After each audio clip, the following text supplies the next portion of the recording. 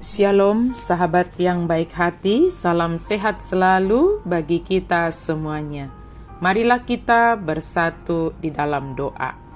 Allah Bapa dalam Yesus Kristus, terima kasih Tuhan, Engkau sungguh sangat baik bagi kami, memelihara hidup kami, memberikan segala kebaikan bagi kami, menjaga hati kami, menolong kami Tuhan, melalui firman-Mu. Engkau senantiasa menuntun kami. Saat ini kami hendak merenungkan firman-Mu Tuhan.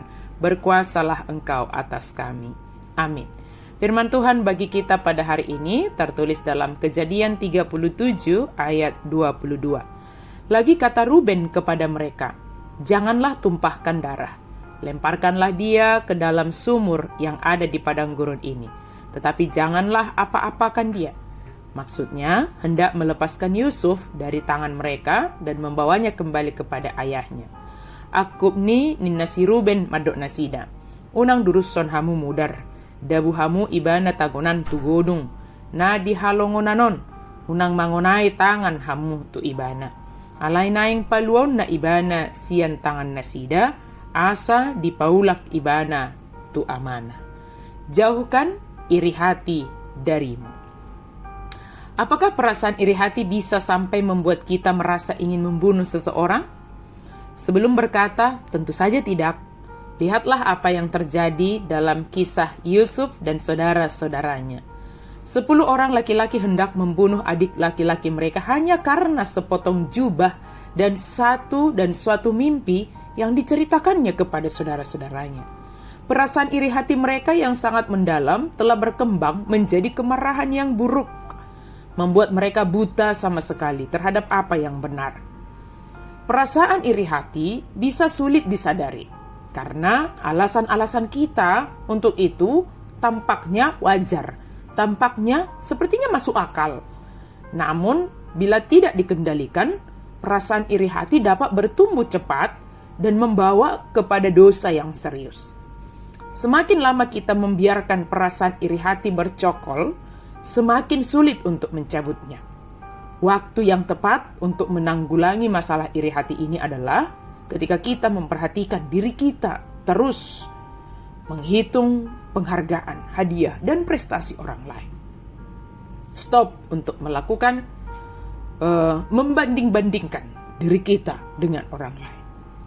Ruben cemas dengan dosa yang akan menimpa mereka jika melakukan tindakan pembunuhan terhadap adiknya, terhadap Yusuf. Dia cemas tentang Yusuf, sehingga dia memberi saran supaya memasukkan Yusuf ke dalam sumur, dengan tujuan supaya nanti membawa adiknya itu, membawa Yusuf itu kembali kepada ayahnya. Dan adik-adiknya mendengarkan apa kata Ruben itu, sehingga mereka memasukkan Yusuf ke dalam sumur yang tidak berair itu. Tapi kemudian mereka makan dan melihat saudagar orang Midian hendak lewat. Maka ada pemikiran dari Yehuda, daripada membunuhnya, daripada membiarkan dia di dalam sumur itu, tidak ada gunanya. Lebih baik kita menjualnya kepada orang Midian itu, sebab dia adalah darah daging kita. Baik Ruben maupun Yehuda cemas untuk menanggung kesalahan atas kematian Yusuf. Kadang-kadang kita mengambil sebuah solusi, karena solusi tersebut sepertinya lebih kecil kejahatannya dibandingkan dengan yang lain. Namun tetap bukan merupakan tindakan yang benar untuk diambil. Ketika seseorang mengusulkan solusi yang kelihatannya bisa berhasil, pertama-tama bertanyalah, apakah solusi itu benar? Sahabat yang baik hati, mari kita jauhkan hati kita dari iri hati. Sekecil apapun iri hati ada dalam hati kita, itu akan dengan mudah berkembang. Terlebih dengan alasan-alasan yang menurut kita itu masuk akal. Menurut kita itu hal yang wajar. Dan sepatutnya demikian. Jika ada rencana yang salah, maka sudah pastinya itu salah. Tidak usah memikirkan cara-cara yang lebih lembut, seolah-olah tidak melakukan rencana itu, tetapi sejatinya turut serta dalam melakukannya juga. Jika ada yang salah, harus berani kita mengatakan, hal itu adalah hal yang salah. Jika ada yang benar juga, harus berani juga kita mengatakan bahwa hal itu adalah hal yang benar. Tidak seperti Ruben atau Yehuda, seolah-olah ingin menyelamatkan, seolah-olah ingin membebaskan diri dari kesalahan, tetapi tidak berani untuk mengatakan bahwa rencana mereka itu adalah rencana yang salah. adalah sesuatu yang salah, adalah kesalahan besar. Mereka tidak berani mengatakan itu adik mereka. Mereka tidak berani mengatakan jangan kita melakukan itu. Maka sahabat yang dikasihi Tuhan, kalau ada sesuatu yang salah, kita tahu itu yang salah, jangan lakukan. Jangan memikirkan hal-hal yang lain untuk seolah-olah tidak melakukannya, tapi sebenarnya kita tidak berani juga untuk mengatakan tidak melakukannya. Maka mari kita mohon pertolongan dari Tuhan. Mari kita mohon hikmat dari Tuhan. Tuhan menolong kita, menjauhkan kita dari iri hati. Tuhan menolong kita, memampukan kita untuk menyatakan kebenaran.